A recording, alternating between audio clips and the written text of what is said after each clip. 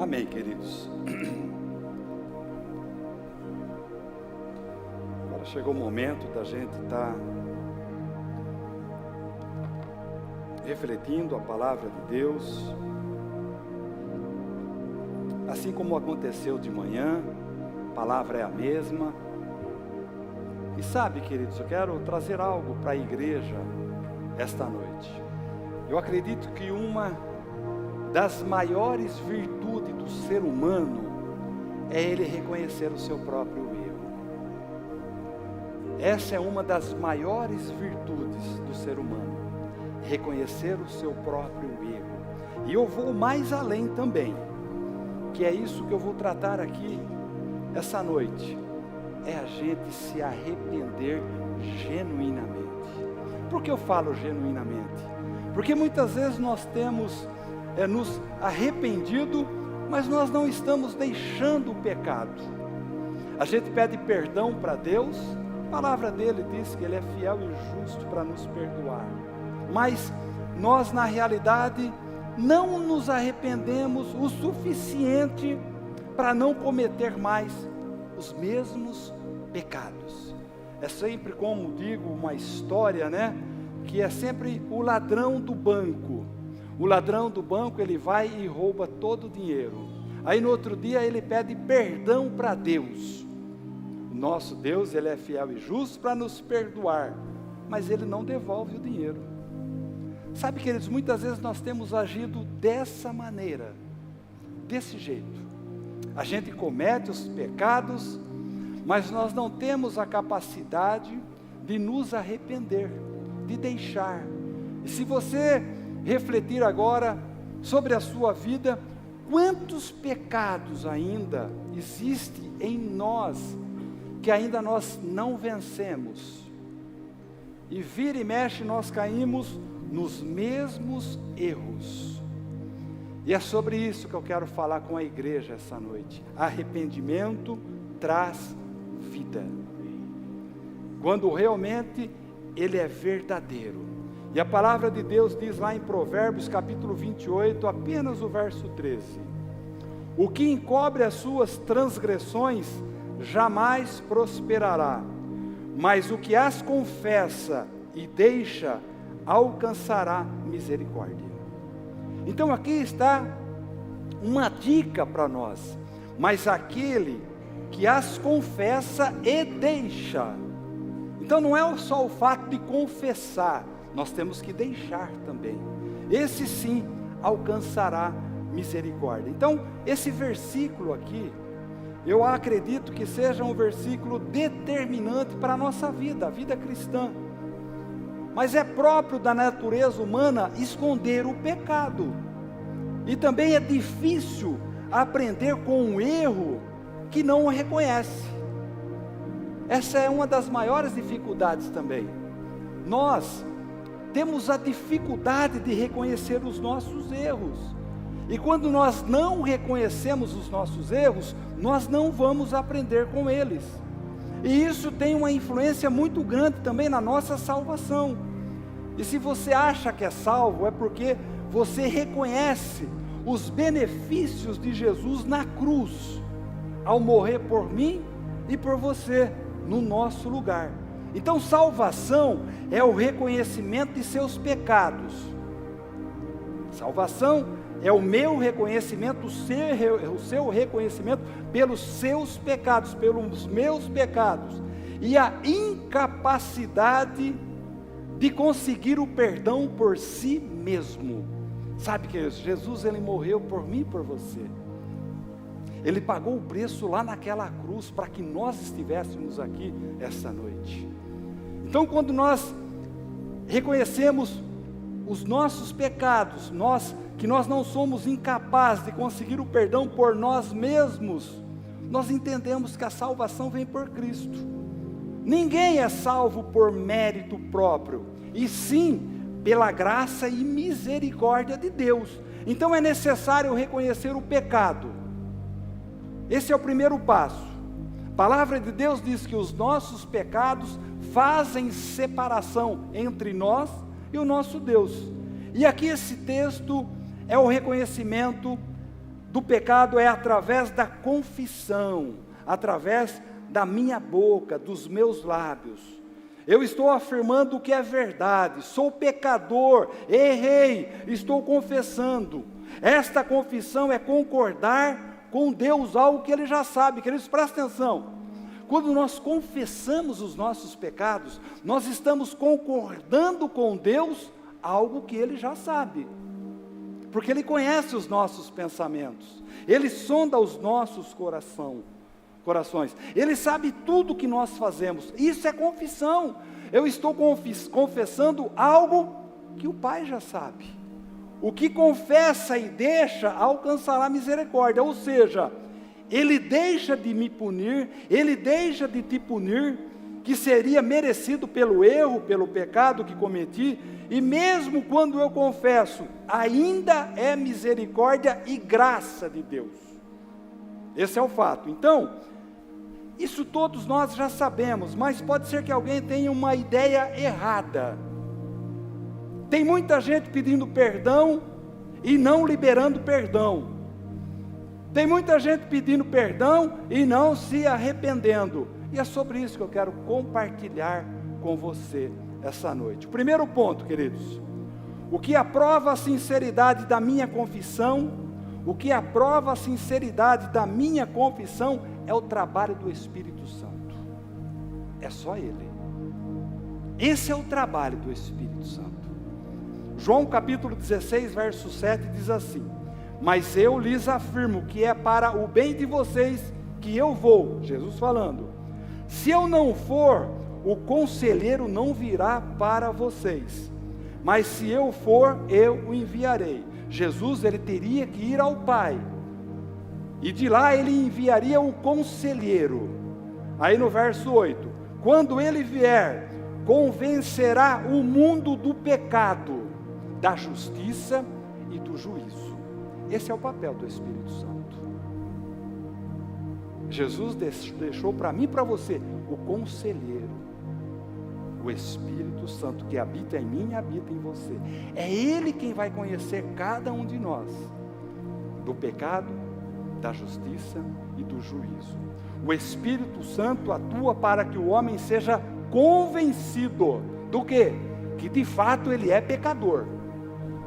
Então isso me leva ao arrependimento. A confissão verdadeira vem do Espírito Santo. O Espírito Santo nos convence da realidade e da miséria que nós vivemos e produz em nós arrependimento. Ah, mas pastor, o que é arrependimento?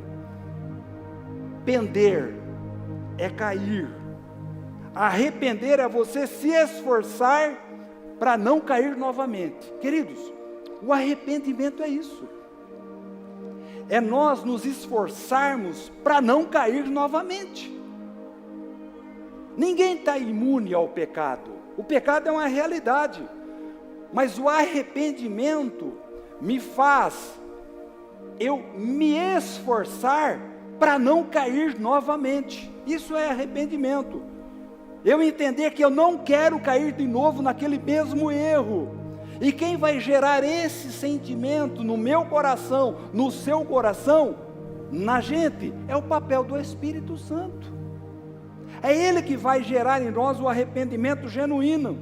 Então tem muita gente confessando, mas essa confissão ainda não gerou arrependimento e mudança de vida. Essa é a realidade de muitos. Um exemplo, Faraó. Faraó manda chamar Moisés e diz: desta vez eu pequei. O Senhor é justo, eu e o meu povo somos culpados. Faraó faz essa confissão. Aparentemente, Faraó é um cara bom. Ele admitiu o seu próprio erro, ele confessou: eu pequei. E ainda declara que Deus é justo. Faraó está louvando Deus. Depois você confere, está lá em Êxodo, capítulo 9. Aplicou o versículo que acabamos de ler aqui em Provérbios. Confessou e alcançou misericórdia. Isso não é verdade. Uma confissão produzida pelo medo, Caiu chuva de pedra na cabeça de Faraó. Aí ele confessa qualquer coisa. Muitas vezes a gente age assim. Quando a situação aperta, nós confessamos qualquer coisa. Mas um arrependimento falso, que não gerou mudança, que não gerou transformação. E com muitos acontece isso, é evidente. Até mesmo para um ateu, quando o avião está caindo, ele fala: ai meu Deus. Muitas vezes aquela mesma pessoa que não acredita em Deus, mas quando está numa situação difícil, ai meu Deus. Muitas vezes, queridos, não somos motivados pelo convencimento do Espírito Santo. E muitas vezes o medo tem dominado as nossas vidas. O medo tem feito com que façamos confissões de arrependimento para aquele momento. Uma confissão momentânea. Depois que o medo passa, esquecemos tudo que falamos para Deus e continuamos nas mesmas práticas, como se nada tivesse acontecido. Faraó, ele teve um arrependimento passageiro. Ele nasce na tempestade e morre na calmaria. Momentos de arrependimento. Basta tudo ficar bem e Faraó volta a ser quem realmente ele é.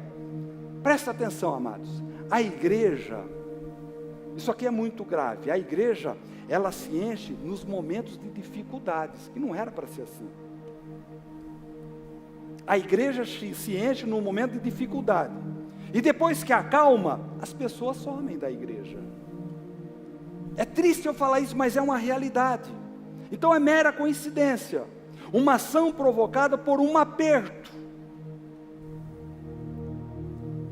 Mas que não gera uma permanência. Então, tendo problema ou não, eu sou de Deus. Tendo problema ou não, você deve ser de Deus. Será que eu vou ter que mudar a oração? Senhor, manda problema e dificuldade para todo mundo. Aí a igreja enche. Mas é uma realidade que nós vemos hoje. As pessoas nos momentos difíceis, as dificuldades, momento de aperto, ela vai procurar uma igreja, vai procurar Deus. Quando tudo fica bem, ninguém vai mais buscar Deus.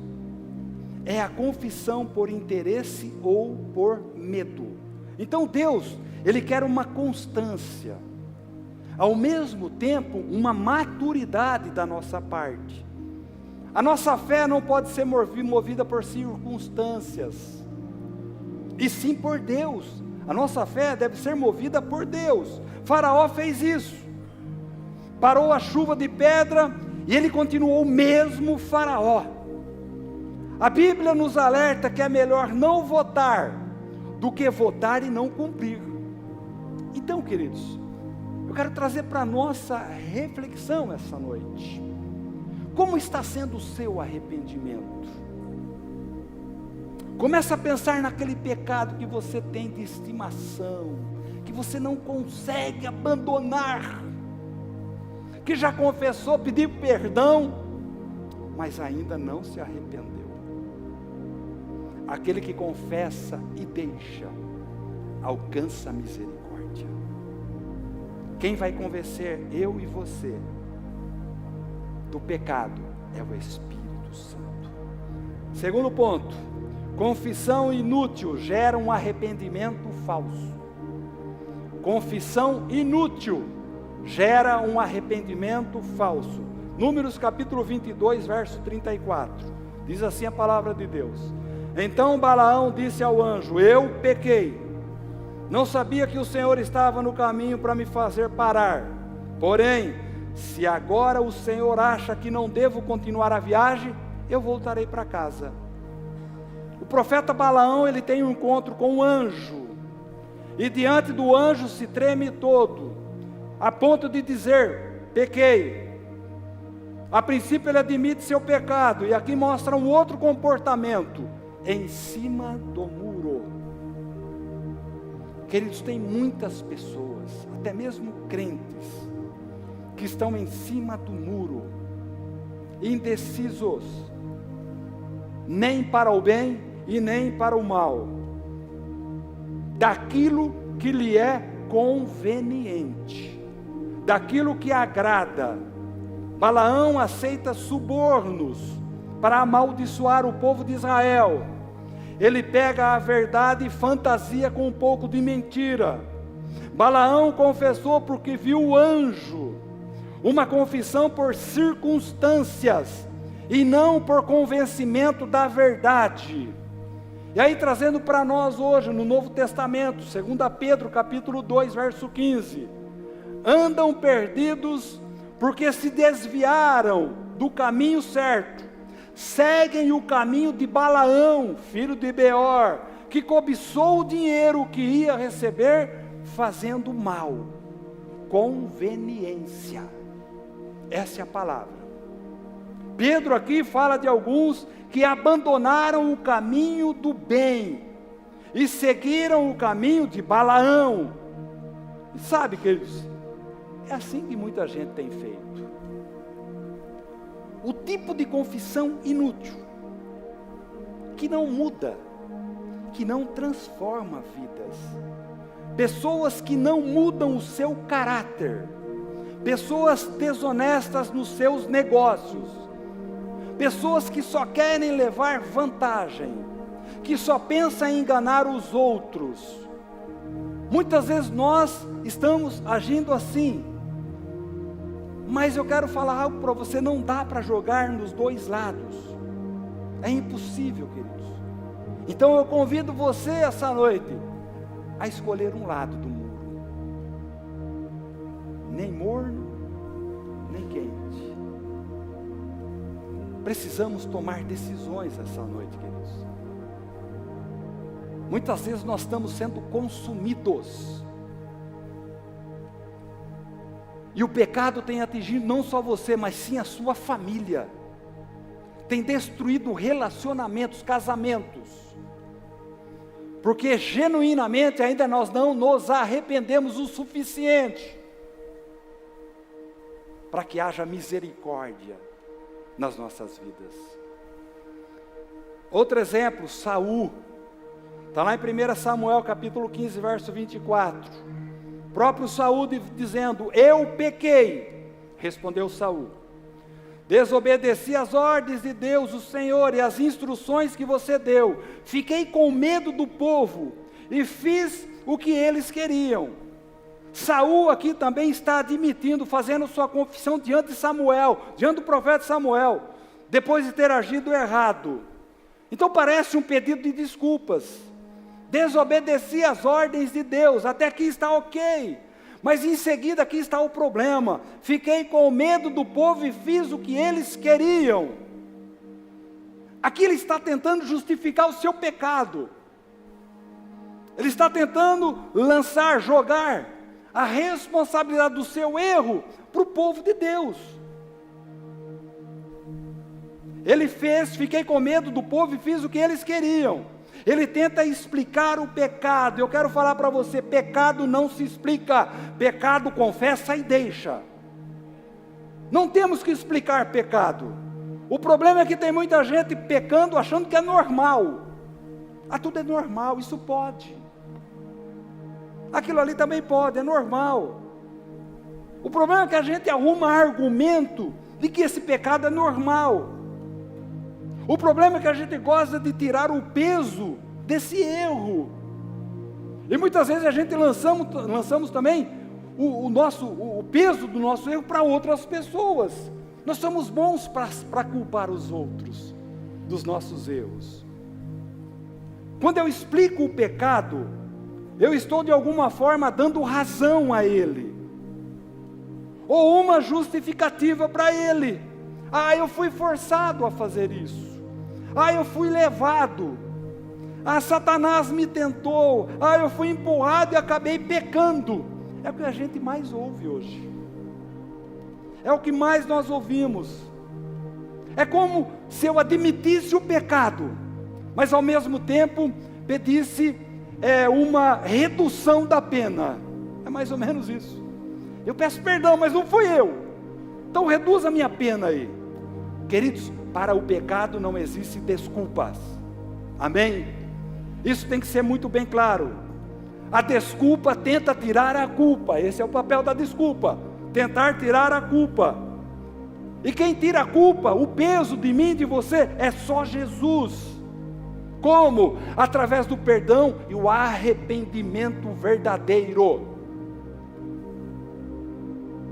Deus, Ele me perdoa baseado na sua graça e misericórdia, porque Ele aplicou em Jesus a pena que era minha e sua. Todos pecaram e carecem da glória de Deus. O peso que estava sobre nós foi transferido para Jesus. Eu não tenho que pegar o meu peso, o peso do pecado, e transferir para o outro. Mas nós temos esta mania de sempre culpar o outro. Deus aplicou em Jesus a pena que era minha e sua. Um dia Saul dizia: não vou matar Davi. E no outro dia ele investia contra Davi como uma lança. Um homem não confiável por causa da sua fraqueza de caráter. Saul era assim. Ele diz: pequei. Mas depois ele estava investindo contra Davi. Esse é o comportamento de muitos em relação ao pecado. De novo, pecado não tem justificativa. Pecado tem justificação, e quem justifica é Jesus. Ele nos torna justos, através do sangue vertido lá naquela cruz. Esse é o nosso Jesus, esse é o nosso Senhor, a quem nós servimos.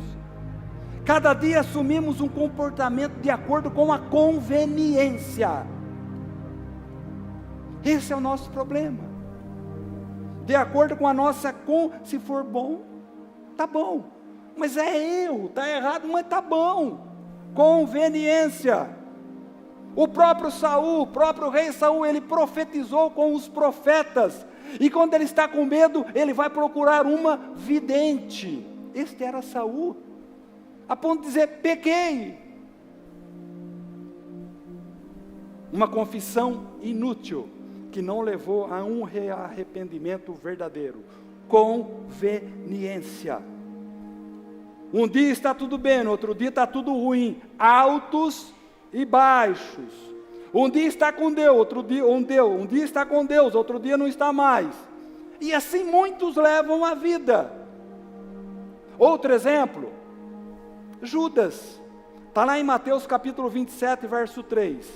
Quando Judas, o traidor, viu que Jesus havia sido condenado, sentiu remorso e foi devolver as 30 moedas de prata aos chefes dos sacerdotes e aos líderes judeus. Aqui não se aplica mais o ladrão de banco.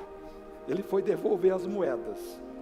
Mas no verso 24, no verso 4, dizendo: eu pequei, entregando a morte de um homem inocente. Queridos, até aqui está tudo certo. Eles responderam: o que é que nós temos com isso? O problema é seu.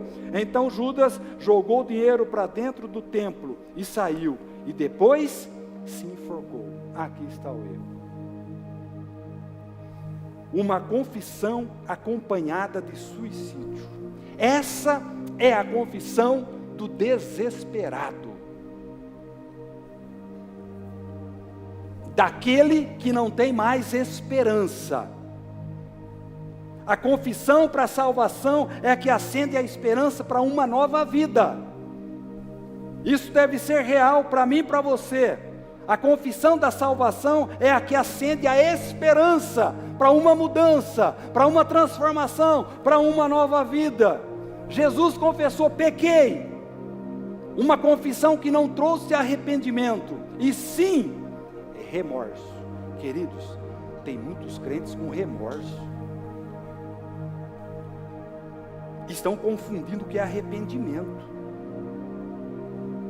Remorso é quando você percebe que o erro que você mesmo cometeu se volta contra você mesmo.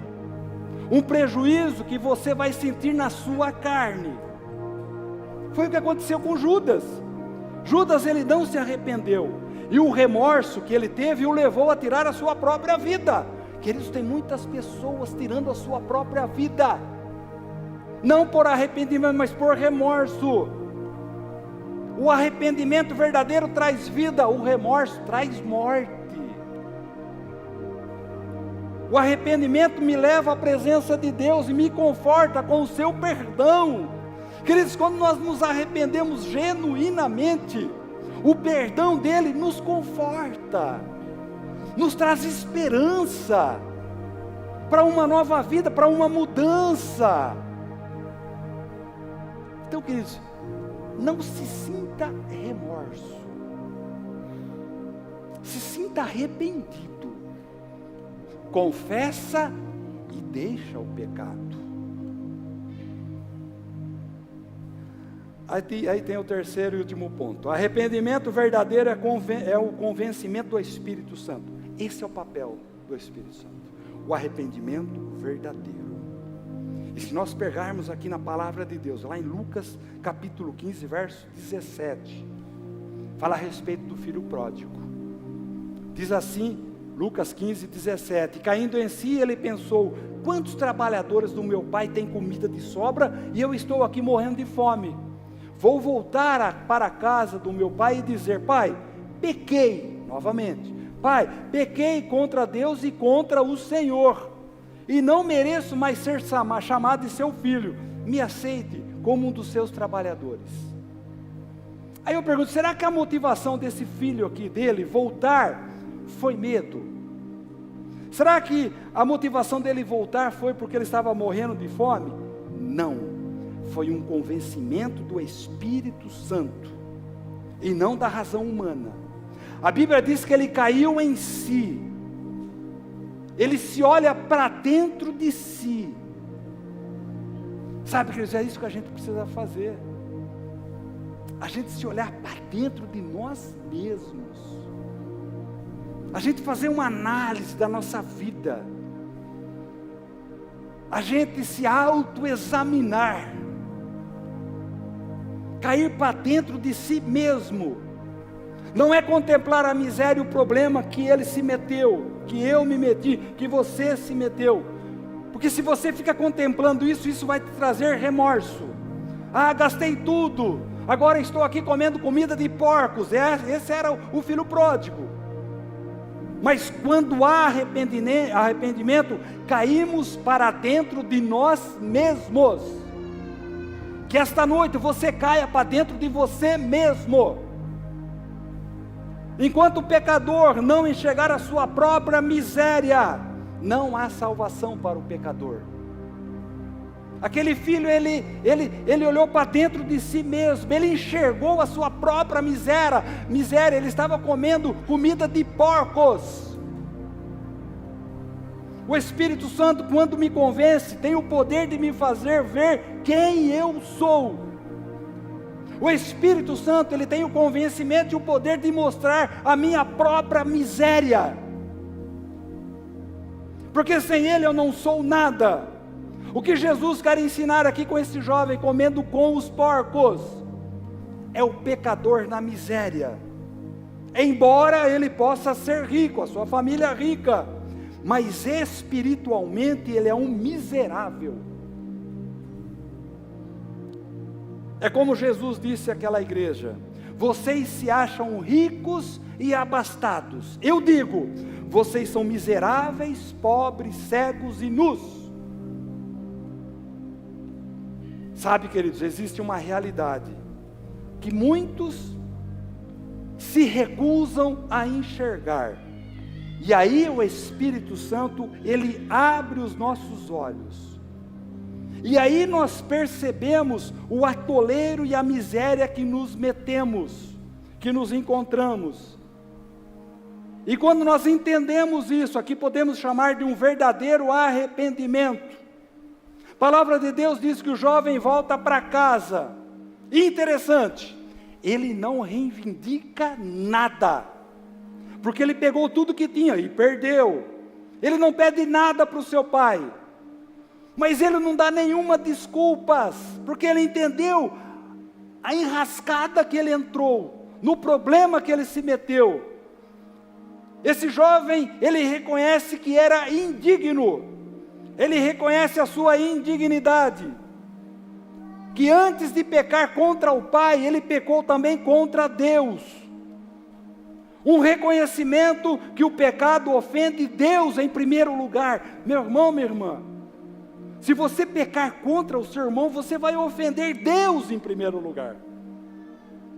A ponto de dizer ao seu pai: se você me der um cantinho para eu dormir, eu vou trabalhar na sua lavoura, em troco de um prato de comida. Esse jovem, ele reconheceu realmente quem ele era. Ele olhou para dentro de si. E quando nós reconhecemos o nosso pecado com arrependimento, isso deve trazer para mim e para você vida. Diz a Bíblia que o Pai o recebeu, o restaurou, deu roupas novas, um anel, trocou as suas sandálias. O Filho deixou a morte para a vida. Sabe, queridos, Deus tem feito isso com muita gente. Presta atenção, quem você era antes de conhecer Jesus, quem nós éramos antes de entregar a nossa vida para Jesus. Entregamos a nossa vida para Jesus, o Espírito Santo vai habitar na sua vida, ele vai transformar o seu coração. Nós vamos começar a confessar os nossos pecados e deixar. A nossa confissão, o nosso arrependimento verdadeiro, salva uma vida, salva a vida e muda a vida. Aquele que confessa e deixa, alcançará misericórdia. Sabe, queridos, é disso que a gente precisa olhar para dentro de si mesmo, para a gente poder examinar quem realmente somos. Eu quero concluir essa palavra: arrependa-se, confesse e deixe, e você alcançará misericórdia. Arrependa-se, confesse e deixe. Esse é o processo, queridos. Esse é o processo. E aí você alcançará misericórdia. E se há algo para você se arrepender hoje, faça isso agora, em nome de Jesus. Como eu disse, nenhum de nós está livre do pecado. Todos nós estamos sujeitos a errar, sim, mas que possamos entender, confessar, arrepender e deixar. Esse é o papel do Espírito Santo. Arrepender-se é ter vergonha de ser o que é. Arrepender-se é ter vergonha de quem você é. Então eu quero falar para você, ainda dá tempo. Fala para o seu irmão, ainda dá tempo. Ah, mas ele vai responder assim: ah, mas eu não tenho muito do que se arrepender, não. Então você é quase um Deus. Você é perfeito. Mas eu vou dar umas diquinhas aqui para vocês. Mas eu vou arrepender do que, pastor? Se arrependa do seu comportamento. Se arrependa da sua consciência e pensamentos impuros. Se arrependa do seu temperamento. Se arrependa da sua falta de paciência. Se arrependa da pessoa que você é. Se arrependa da sua teimosia. Se arrependa de você achar que só você tem razão. Pronto, já deu as dicas. E viva o melhor. Arrependimento traz vida. Sabe, querido? Reconheça que precisa de Deus todos os dias. Todos os dias. E muda de direção. Comece a se arrepender de quem você é. Miserável, pobre, cego. Tudo isso que Ele está disponível para aquele que fizer isso com sinceridade. Sincera. Sinceridade é sincera. Então quero convidar você a pedir ao Espírito Santo que te convença, que nos convença do pecado, da justiça e do juízo. Se coloque em pé agora em nome de Jesus.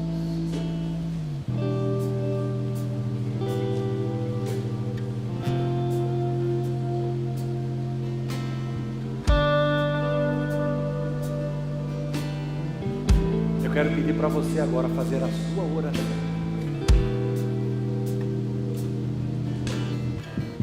Será que você se identificou essa noite? E quem